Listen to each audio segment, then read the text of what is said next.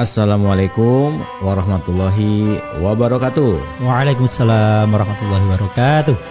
Bismillah walhamdulillah wassalatu wassalamu ala rasulillah wa ala alihi wa sahbihi wa mawala wala haula wala quwata illa billah. Wa ba'du rabbi shrah li sadri wa yassir li amri wa hlul 'uqdatam min lisani yafqahu qawli. Selamat datang Narabala Kiswah, kajian siniar dan dakwah. Alhamdulillah pada sore hari ini kita kembali menyapa narabala sekalian, baik yang ada di Indonesia maupun yang ada di luar Indonesia. Karena alhamdulillah kita semakin hari semakin banyak audiens kita yang ternyata bukan hanya di Kepulauan Nusantara, tapi di luar itu. Alhamdulillah semakin hari semakin banyak respon dari teman-teman. Tentunya kami mengucapkan rasa terima kasih kami, sehingga kami tetap semangat untuk melaksanakan kajian ini. Di forum yang reguler ini, kita akan mengkaji sebuah kaidah baru, yaitu kaidah umum yang ke-10. Terjemahannya yaitu irisan kebenaran perkataan, perhatikan. Ya, ini merupakan ijtihad dari bahasa bebasnya Mas Rizal, maaf. Seperti biasa nanti akan ada kajian teksnya oleh Mas Rizal dan juga penjelasan, penjabaran. Kita masih mengutip 3 kitab besar di karya kaidah fikih, yaitu Asbah wa Nadzair, kemudian Faraidul Bahiyah dan Al-Fawaid Al-Janiyah karya Syekh Yasin Al-Fadani. Bagaimana bunyi kaidah ini? Mari kita simak Mas Riza. Kepada beliau kami persilakan. Nara fikih kontemporer. Assalamualaikum warahmatullahi wabarakatuh. Waalaikumsalam warahmatullahi Terima kasih Mas Atung naracara kita yang fenomenal. Terima kasih juga teman-teman di belakang layar, nara tata dan nara daya kita yang luar biasa setiap hari beristihad untuk meningkatkan kualitas entertainnya. Kita buka dulu kajian pada kesempatan kali ini dengan baca surah Al-Fatihah. Semoga apa yang kita kaji manfaat barokah fid din wa dunya wal akhirah. Amin. Al-Fatihah. A'udzubillahi minasyaitonir rajim. Bismillahirrahmanirrahim. Alhamdulillahirabbil alamin. Iyyaka na'budu wa iyyaka nasta'in.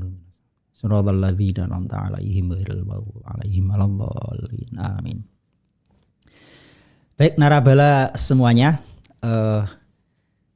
mungkin bisa kita tampilkan ya. Kaidah kita kali ini adalah kaidah umum yang ke-10, al-qaidah al-ashirah, yang berbunyi i'malul kalami aula min ihmalihi. Memfungsikan perkataan itu lebih utama daripada tidak memfungsikan atau mengabaikan.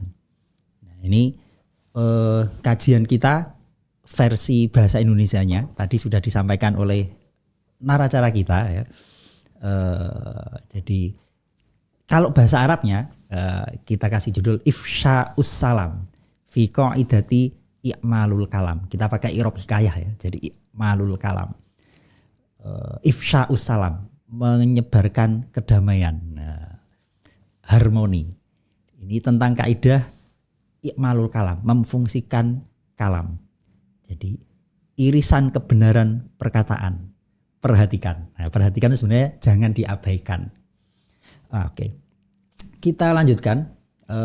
Kita definisikan dulu. Yang dimaksud dengan i'malul kalam itu apa? Ihmalul kalam itu apa? Yang dimaksud dengan i'malul kalam adalah i'tibarul kalami wa'tibarul ahkami allati tatarottabu ala hadzal kalam. Memfungsikan, menganggap sebuah kalam itu sehingga konsekuensi-konsekuensi hukumnya berlaku. Nah, kemudian itu i'malul kalam. Sekarang apa yang dimaksud dengan ihmalul kalam? Sebaliknya, ihmalul kalam adalah ada mu'tibaril kalam. mengabaikan perkataan. Jadi kalau ada kalimat, berarti kalau ihmalul kalam, maka kalam itu kita abaikan. Artinya tidak kita fungsikan. Ketika kita bicara fikih berarti konteksnya adalah tidak menimbulkan konsekuensi hukum apapun. Nah, perkataan itu akan menjadi relevan dengan kaidah kita jika pernyataan itu ambigu. Ketika pernyataan itu sudah clear, jelas, tidak mungkin bisa ditafsirkan lain, sudah pasti hanya akan ada ikmalul kalam. Artinya kalam itu difungsikan. Tapi ketika sebuah kalimat, sebuah pernyataan, sebuah perkataan itu ambigu, maka kaidah ini relevan. Ikmalul kalami aula min ihmalihi. Oke, kita lanjutkan dengan seperti biasa kita membaca kaidah puisi ya. Puisi bait-bait tentang kaidah yang sedang kita kaji. Bismillahirrahmanirrahim. Walil kalami ya fatal i'malu aula minal ihmali fi maqalu. Artinya, wahai pemuda, tiap kata punya makna, maka jangan siakan irisannya. Lakin idza mastawaya bin nisbah ila kalami hasbama qad nabah. Jika dua sisi tafsir kata sama kuat, maka liriklah yang sesuai konteks isyarat. Jadi kalau ada sebuah kata dimaknai A, dimaknai B, dua-duanya mungkin. Maka dari dua makna itu harus kita pilih. Nah, ini sekali lagi tadi kita singgung ya, ada sebuah kata, ada sebuah kalimat yang ambigu. Kalau kalimat yang ambigu jangan diabaikan, tapi diikmalkan, difungsikan. Kalau konteksnya ambigu, dua sisi tafsir kata sama kuat, maka liriklah yang sesuai konteks isyarat. Kita ambil yang sesuai konteksnya. Berikutnya, qalu wa fiha yadkhulut taksisu aula minat ta'kidiyya roisu.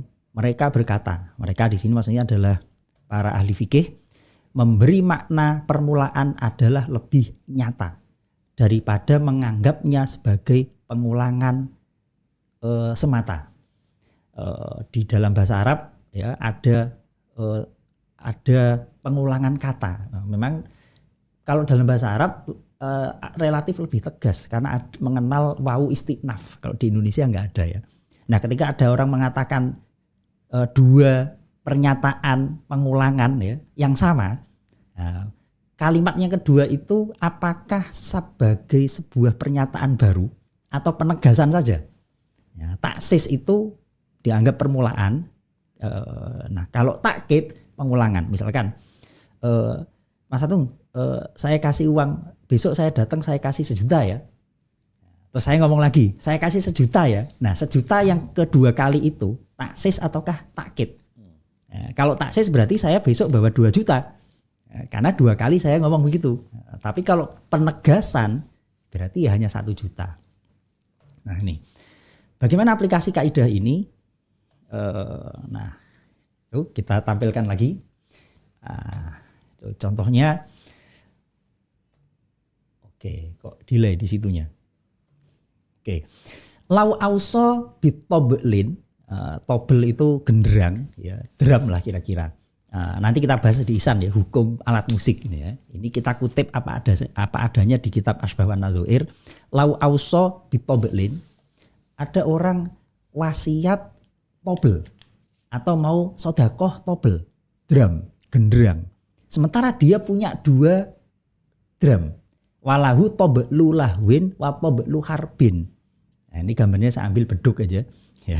Dia punya drum yang buat lelahan, ya, yang dipakai biasa untuk main musik yang disertai dengan maksiat-maksiat. Sementara dia juga punya genderang yang fungsinya untuk perang. Ya, genderang yang halal kira-kira atau beduk. Maka kalau ada orang auso bitobelin, dia punya 2 model genderang itu, maka soha wasiatnya, sodakohnya diberlakukan, dianggap sah. Tapi wahumila alal jaizi, tapi hanya difungsikan pada yang jais saja, yaitu genderang perang. Berdasarkan kaidah apa tadi? I'malul kalam aula min ihmali. Ada irisan kata di situ. Irisannya adalah tobel itu mencakup semua aset yang dia miliki. Ada yang halal, ada yang haram. Nah, mestinya kalau pakai teori sumpah, teori akad, nggak berlaku itu. Orang ada yang haram di situ. Nah, dulu kita ada kaidah idza jtama'a amroni jika bukan yang itu. Ada dua masalah, idza jtama'al halal wal haram. Ghalabal haram. Nah, tapi itu tidak berlaku di kaidah ini ya. Sebisa mungkin kita cari irisannya. Dan di irisannya itulah harus kita perhatikan untuk difungsikan. Itu contoh yang pertama. Contoh yang kedua, wal hakobi siapa al Qadhi Husain. Ya, Qadhi Husain mengilhakkan kasus yang tadi itu. Malaukana lahu zikku khomrin wa zikku kholin. Ada orang ya, punya 2 buah kendi. Satu kendi isinya khomer, satu kendi isinya cuka. Nah, dia begini, saya wasiat atau saya mau sedekah. Kendi-kendi saya ini saya sedekahkan. Ya, maksudnya kendi nggak cuma kendinya, kendi berikut isinya. Nah, dia punya kendi yang isinya zikku kholin, dan ada kendi khomer. Maka yang diberlakukan adalah irisan kebenarannya, yaitu kendi yang berisi khol, yang berisi cuka. Jadi yang homer disilang. Itu contoh yang kedua. Berikutnya, contoh yang ketiga. Saya rasa ini contoh-contoh yang mungkin sangat klasik ya, karena memang kitabnya klasik. Tapi nanti mungkin di kesempatan ini atau mungkin di ihsan kita coba perluas ya contoh-contohnya. Contoh lagi.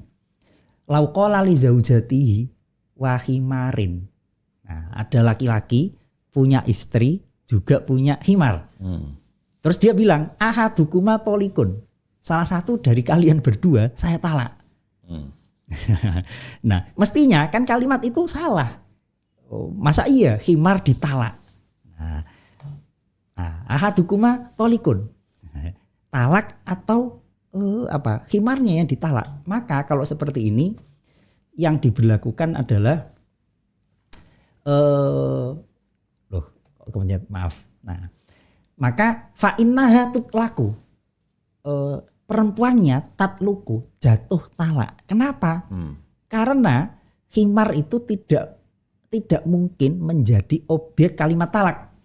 Nah, jadi sudah otomatis. Nah, ini ikmalul kalam aula min ihmalihi. Kita ambil diberlakukan konsekuensi hukumnya pada irisan yang bisa dibenarkan secara fikih. Nah, beda dengan bihilafi malau qala dzalika laha wali ajnabiyatin. Beda dengan kalau laki-laki ya punya suami mengatakan ahadukuma tolikun, tapi objeknya istri dan perempuan lain yang bukan istrinya. Ya, temannya istrinya misalkan. Waqasada al ajnabiyata, tapi dia mengklaim enggak kok, tujuan saya ngomong ahadukuma tolikun itu maksud saya adalah teman istri saya. Nah, yukbalu fil asohi, maka pengakuan dia bahwa objek talaknya itu adalah temannya istrinya dianggap bisa diterima. Sehingga dalam kasus ini istrinya tidak tertalak. Beda dengan ahadukuma yang objek salah satunya tadi himar. Karena himar itu tidak mungkin menjadi objek talak. Sementara kalau ajnabiyah, perempuan lain, likaunil ajnabiyati min haitsul jumlah qabilatun. Ai qabilah litolak. Karena perempuan lain itu secara umum masih mungkin bisa menjadi objek talak. Ya tentu dengan dinikahi dulu gitu ya. Tapi itu akan mungkin. Masih mungkin. Tapi kalau himar sama sekali tidak mungkin. Contoh berikutnya. Wa minha lawaqafa ala auladihi walaisa lahu illa auladu auladin. Ada kakek ini berarti ya. Ada kakek-kakek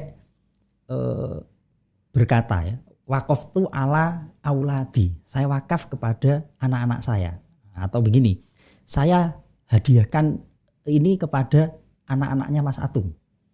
Nah, sementara ternyata si kakek ini nggak punya anak, tapi punyanya cucu. Nah, jadi waqaftu ala auladi. Ya, kakeknya ngomong gitu, tapi laisa lahu illa auladu auladin. Tapi kakek ini nggak punya anak, tapi punya cucu. Nah, mestinya kalau kita pakai konsep akad secara kaku, kalimat itu tidak berlaku. Kenapa? Orang nggak punya anak, tapi ketika masih memungkinkan untuk ditakwil dan ditafsirkan dalam rangka mengaplikasikan kaidah ikmalul kalam ini, maka sebaiknya kalamnya diperhatikan. Diperhatikan pada irisan yang bisa dibenarkan. Berarti bagaimana? Ya misalkan ada kalimat idza mata banu adama in qata'a amaluhu. Ketika anak Adam itu meninggal, maka terputuslah amalnya. Yang dimaksud anak Adam di hadis itu kan bukan Qabil Habil, tapi anak turun, berarti anak cucu. Ya, berarti ketika sebuah kata bisa dialihkan ke makna majas, gini, ketika sebuah kata makna hakikinya mentok tidak bisa difungsikan, sementara makna majasnya mungkin bisa ditempuh, diambil, maka sebaiknya kita ambil makna majasnya. Sesuai kaidah ikmalul kalami aula min ihmalihi. Contoh berikutnya, wa nadhiruhu malau qala zaujati tawaliku, istri-istriku saya talak, misalkan gitu, tertalak. Walaisa lahu illa raj'iyatun, sementara laki-laki ini tidak punya istri lagi kecuali istri yang dalam status talak raj'i. Nah, maka tulikna qat'an, statusnya jatuh talak. Wa in kana fi dukhulir raj'iyati fi dzalika ma'a zaujati khilafun, meskipun apakah status istri yang dalam masa talak raj'i itu masih dianggap sebagai istri atau tidak, itu memang ada khilaf di kalangan ulama, ada perbedaan pendapat. Ada yang mengatakan sudah tidak istri, ada yang mengatakan masih tetap istri. Masih tetap istri tapi statusnya masa tenggang gitu ya, masih milik kita tapi tidak bisa mohon maaf dimanfaatkan gitu ya. Nah, jadi zaujati tawaliku laisa lahu illa raj'iyatun, maka tulikna, bahkan ada penegasan dari Al Imam Jalaluddin Asyuti, qat'an, artinya tegas secara fikih hukumnya jatuh talak. Ini contoh berikutnya, ini mungkin dalam rasa bahasa Indonesia mungkin agak asing gitu ya, tapi nanti mungkin kita coba cari kesamaannya. Jadi dalam bahasa Arab kalimat jawab itu syarat itu ada huruf tertentu.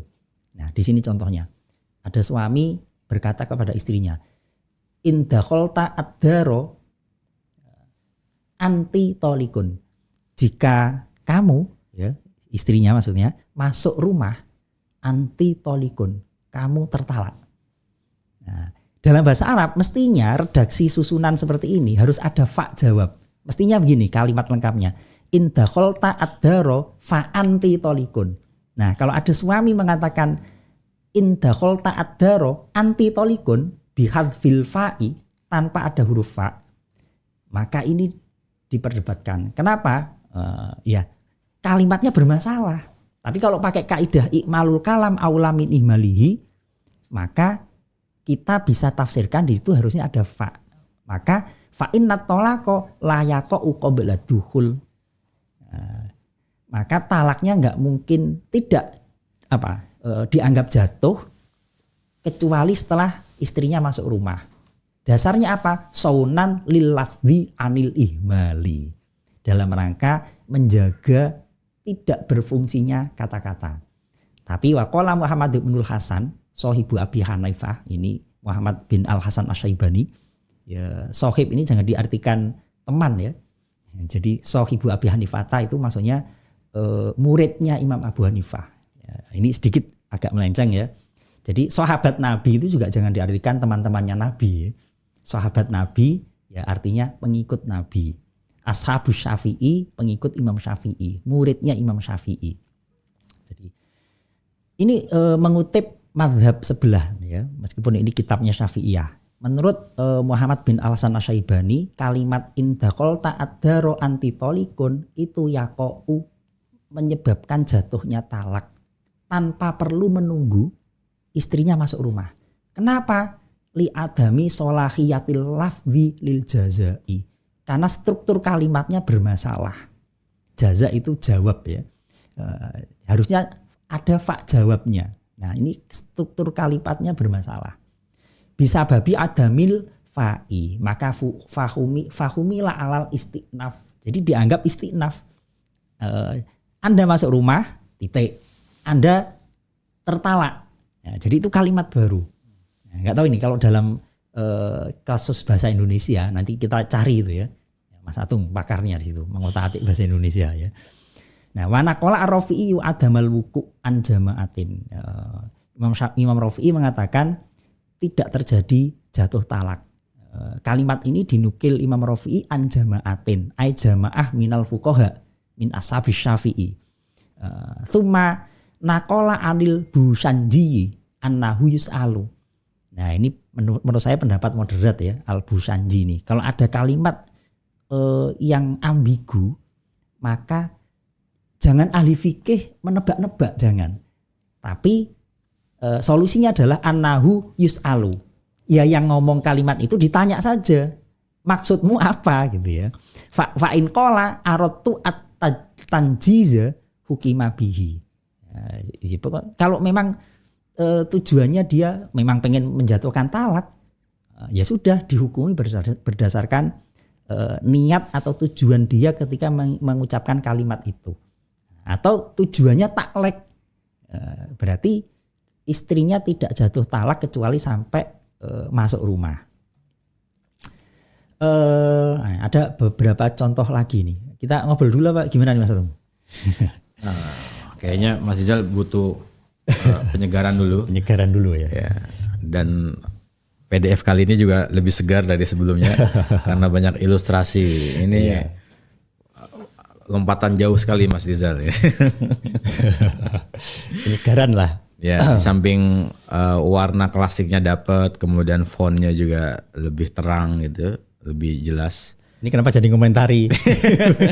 Jadi ini artinya kaidah ke-10 ini menjadi trendsetter selanjutnya kayaknya ini. Betul, ya harus begitulah, 10 ya. Oke.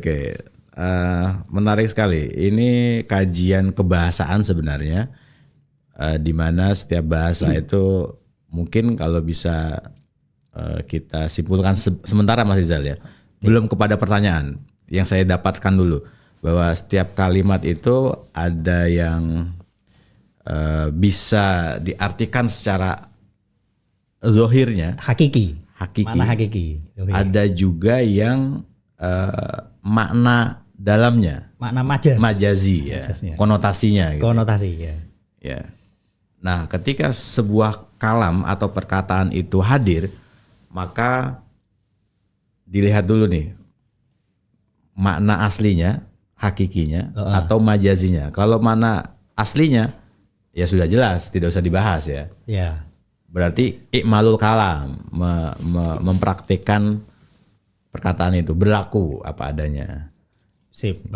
Tapi kalau itu ternyata ada konotasi lain, maka barulah kaidah ini diterapkan. Ada konotasi lain, sementara untuk menerapkan makna hakiki kayaknya tidak relevan. Oh gitu. Makna hakiki tidak relevan. Kayak tadi itu, saya kangen anak-anakku misalkan. Saya pengen mengunjungi anak-anakku. Ada kakek misalnya ngomong gitu. Saya pengen mengunjungi anak-anakku. Ternyata anak-anaknya udah meninggal semua. Berarti yang dimaksud itu adalah kan nggak bener kalau kita maknai, oh berarti kakek ini udah pengen meninggal ini. Nah, menafsirkan itu kan salah. Sementara dia punya cucu. Nah, berarti mengabaikan pernyataan si kakek ini bahwa pernyataan itu memang kosong gitu ya. Itu nggak baik. Lebih baik diartikan cucunya, tapi dengan cara diambil makna majasnya. Oke. Ada irisannya yang bisa diketemukan gitu ya. Jadi harus diperhatikan ya. Harus diperhatikan. Iya, makanya terjemahan bebasnya diperhatikan. Oke. Ini merupakan kaidah ke-10, kaidah al-aghlabiyah, yaitu kaidah umum. Nah, ini mulai pertanyaan lagi. Jadi kaidah ini sebenarnya apakah ada contoh kasus yang diambil dari teks Hadis. ayat Quran atau hadis? Apakah ada atau bahkan tidak ada? Atau mungkin pertanyaannya biasanya kan ini, ada dalilnya enggak? Ya, dalilnya enggak. Kalau di kitab ini tidak disebutkan ya dalilnya, tapi saya coba cari di kitab yang lain, misalkan Al-Qawaid Al-Fiqhiyah Bainal Asolah wat Taujih, ini karya Muhammad Hasan Abdul Ghaffar, disebutkan di sana. Disebutkan bahwa kaidah ini di beberapa kitab memang tidak ada dalilnya. Ya. Lakin dalilu hawadihun fil kitab was sunnah. Tapi kalau kita mau meneliti kitab Al-Quran dan hadis, sebenarnya ada satu kitab satu ayat yang relevan. Apa itu? Ya, di Al-Hasyr ya. Wa ma atakumur rasulu fakhudhuhu wa ma nahakum anhu ya fantahu. Ya, jadi apa yang disampaikan Nabi fakhudhuhu. Apa yang dilarang Nabi tinggalkan. Nah, menurut Muhammad Hasan Abdul Ghaffar, fahadhihi dalalatun ala ikmali kulli kalamin Nabi. Nah, ayat ini sebenarnya maksudnya adalah kita harus memperhatikan semua pernyataan Nabi. Sehingga relevan. Oh iya, kalau begitu ikmalul kalam ya aula min ihmalihi, memfungsikan kalam lebih utama daripada mengabaikannya. Oh, berarti dari Syekh tadi siapa itu? Doktor ya? Muhammad Hasan Abdul Ghaffar, ini kitab kontemporer ini ya. Nah, dia mengambil dalil istinbat ya? Istidlal berarti.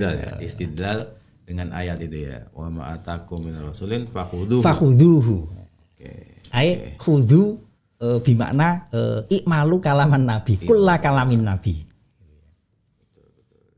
Jadi ini yang menjadi dalil dari kaidah ikmalul kalam aula min ihmalihi. Betul. Kalau ini juga termasuk tapi ini ke ayatnya ya, bukan ke hadisnya ya. Iya, tapi kan isinya perintah mengikuti Nabi kan itu. Jadi mencakup dua-duanya. Al-Quran dan Sunnah tercakup dalam penjelasan Syekh ya.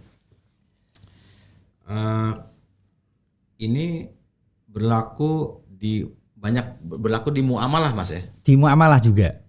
Mau contoh di muamalah nih. Di kitab ini nggak ada. Kalau di muamalah modern, nanti kita bahas mungkin di Ihsan biar lebih detail ya. Ya. Gini, di fikih klasik itu ada akad wadiah ya, titipan ya. Kalau kita pelajari konsep wadiah di fikih klasik ya, terutama Syafi'iyah ya, wadiah itu akad yang yadul amanah. Dia akad filantropis, amanah, ya tidak mengambil untung. Orang yang dititipi nggak boleh memanfaatkan barangnya. Ya. Nah, karena dititipin doang. Karena dititipin, makanya yadul amanah. Ya, selama dia tidak sembrono di dalam menjaga, maka konsekuensi atas kerugian, kerusakan itu tidak ditanggung oleh si penjaga, kecuali kalau sembrono ya. Nah, tapi dia harus jaga. Okay. Ya, jadi gini, wadiah itu lawannya ijaroh ya. Jadi kalau nitip itu nggak dapat imbalan uang, tapi imbalannya pahala. Oh, itu sudah prowi sekali. Iya, tapi kalau pakai akad ijaroh nggak dapat pahala tapi dapat imbalan uang. Ijaroh itu titipan, sewa. Jadi nyewa jasa untuk jaga barang. Ya. Rental ya. Rental. Jadi kalau di masjid penitipan sandal ya. Rp 2000 itu tidak tepat sebenarnya. Berarti haram ya? Ya tidak tepat. Ya, tidak. Berat kalau bilang haram ya, tidak tepat. Karena syubhat ya. Iya. Jadi kalau nitip itu cukup bilang terima kasih. Oke. Ya, tapi kalau ada tarifnya berarti itu ijaroh, membayar jasa penitipan. Jadi kalau ijaroh itu akad bisnis. Nah di perbankan itu ada akad wadiah. Tapi nanti kalau teman-teman santri ya, kok wadiahnya berbeda? Ya memang berbeda. Zaman sudah berubah. Nah, akadnya wadiah tapi oleh bank diputer kan duitnya. Ya. Itu secara konsep fikih nggak boleh. Nggak boleh. Nah, terus kita mau mengatakan akad wadiahnya batal. Nah, ini agak bertentangan dengan teori ini. Oke. Ikmalul kalam aula min ihmalihi. Artinya mungkin nggak wadiah itu kita tafsirkan dengan akad lain. Kalau bisa kita tafsirkan. Kalau nggak bisa ya mentok berarti. Nah, jadi kita berdasarkan kaidah ini. Bagaimana cara memfungsikan? Berarti kalau uang yang kita taruh di bank akadnya wadiah oleh bank, kecuali wadiah yang safe deposit box. Nah, itu wadiah yang sesuai fikih klasik. Ya. Safe deposit box artinya uang yang kita taruh ya udah diem, nggak diapa-apain. Tapi ini kan kontraproduktif dengan prinsip fikih terkait dengan mal. Sebaiknya mal itu jangan diem. Jadi konsep nabung itu sebenarnya agak bertentangan ya. Yang nabung itu negara mestinya ya, untuk menjaga ketahanan rakyatnya. Tapi kalau individu sebaiknya malah investasi, sehingga uang itu muter. Ya Mas Atung punya uang 1 triliun ditaruh di bank, di safe deposit box misalkan, nganggur, itu malah habis kemakan inflasi gitu ya. Ya, lebih baik kalau itu diputer. Ya, dibeli pesawat gitu ya. Di pesawat terus nanti beroperasi kan, ada bagi hasil, ada banyak orang mendapat pekerjaan, itu lebih bagus. Nah, artinya wadiahnya ada 2 pilihan itu. Kita anggap akad wadiahnya gugur atau kita alihkan kepada makna majas atau makna lain, atau terjadi perubahan akad secara otomatis. Nah, ini ada sebagian ulama mengatakan ini terjadi tahawulul akdi, perubahan akad. Dari wadiah menjadi menjadi qard, utang. Artinya apa? Diberlakukanlah hukum qard kalau begitu. Artinya akadnya tidak batal, tapi statusnya bukan lagi akad wadiah titipan, tapi akad utang piutang.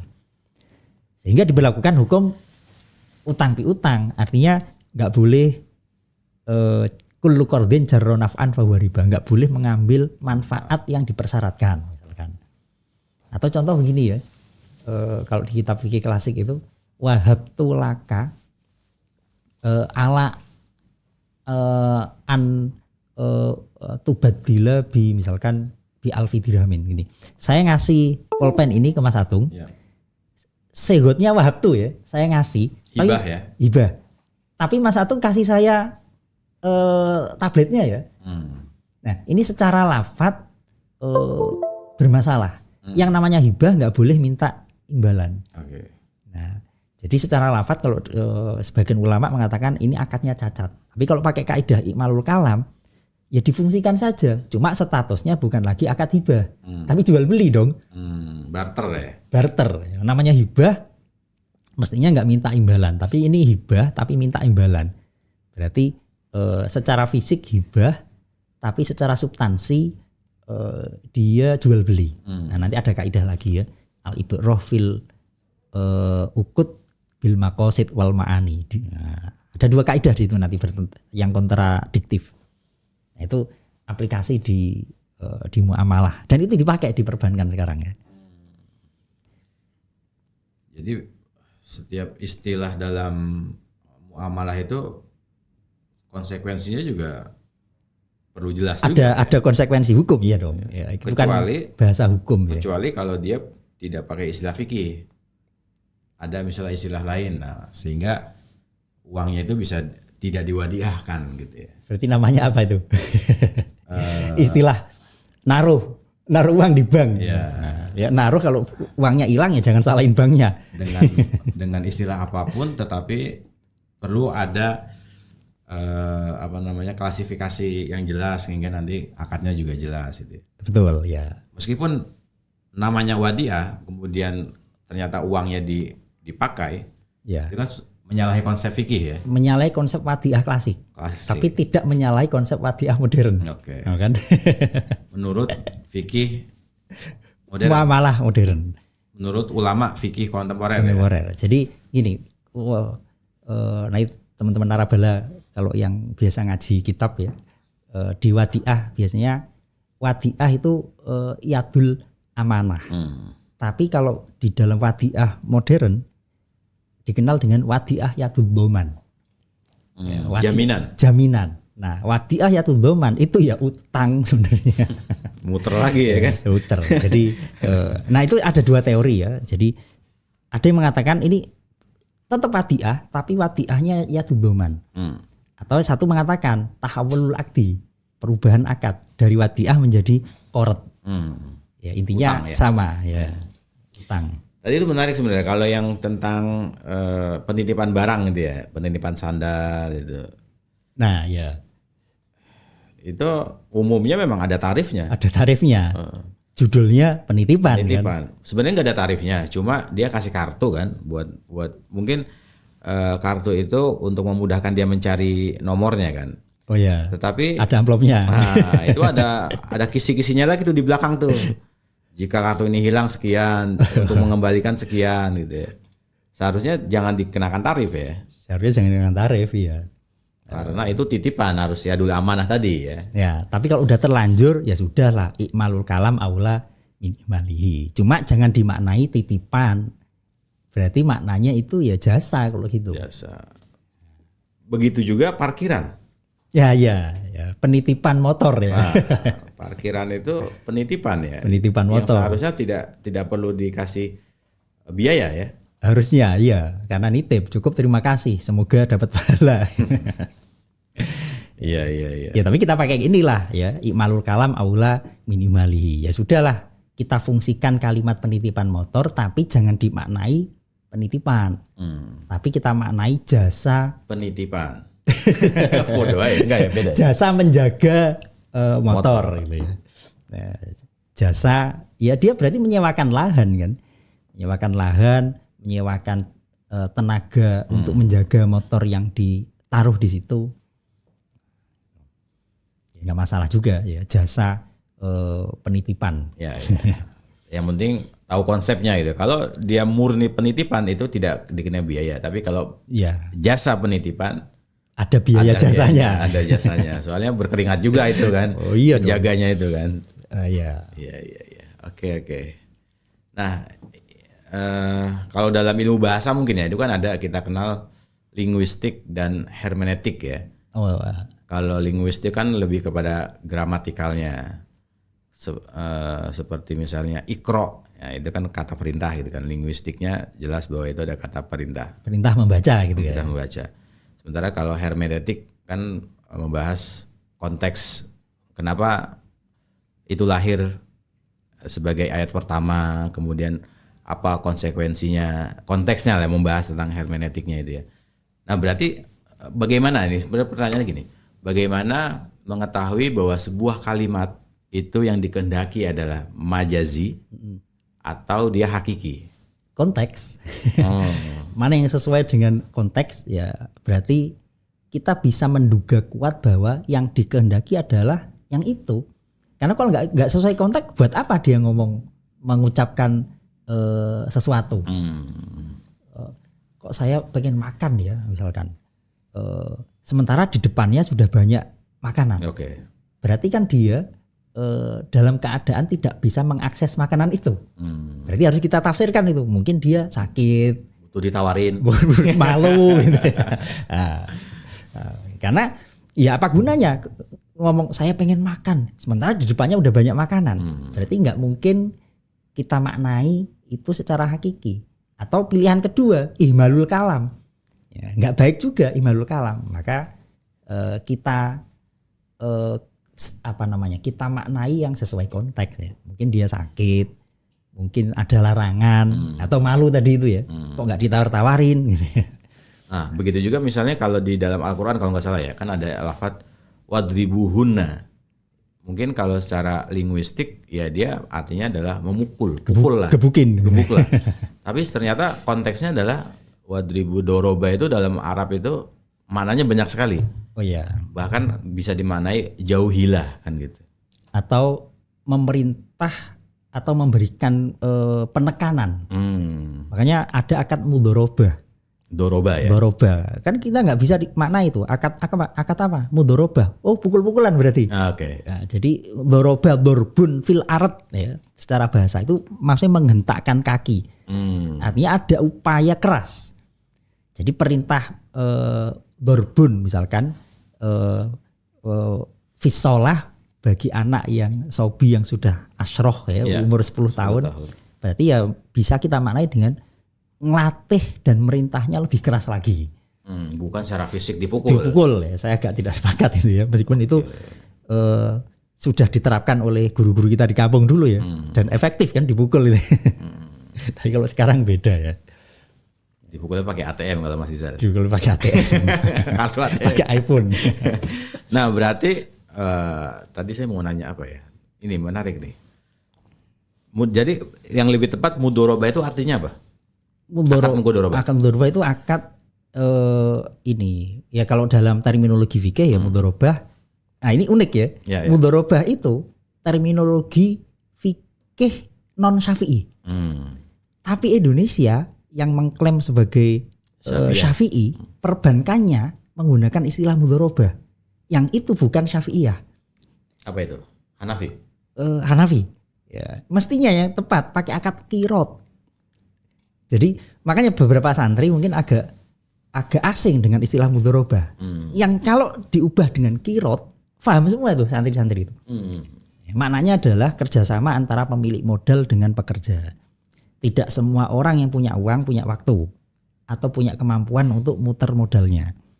Pun sebaliknya, tidak semua orang punya skill, punya modal. Nah, ketemulah di situ. Mudoroba kerjasama. Jadinya kerjasama antara pemilik modal, sohibul mal dengan pekerja, amil.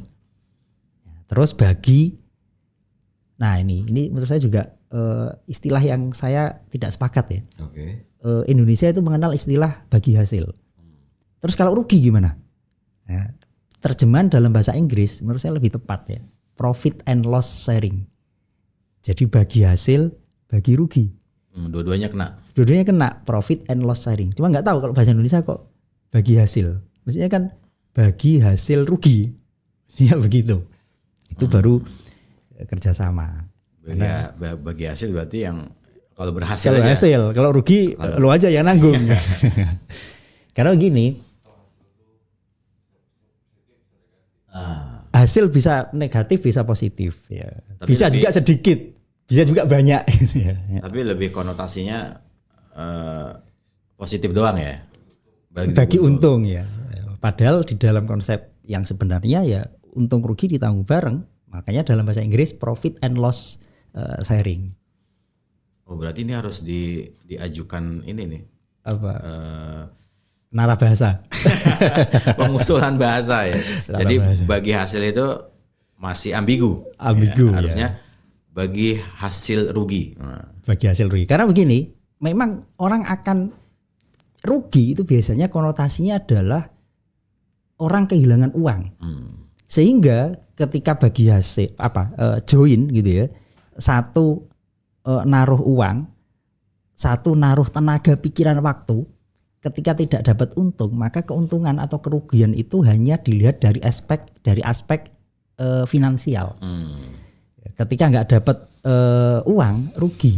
Sementara yang kerja, dia kehilangan waktu, kehilangan pikiran, tenaga, nggak dihitung.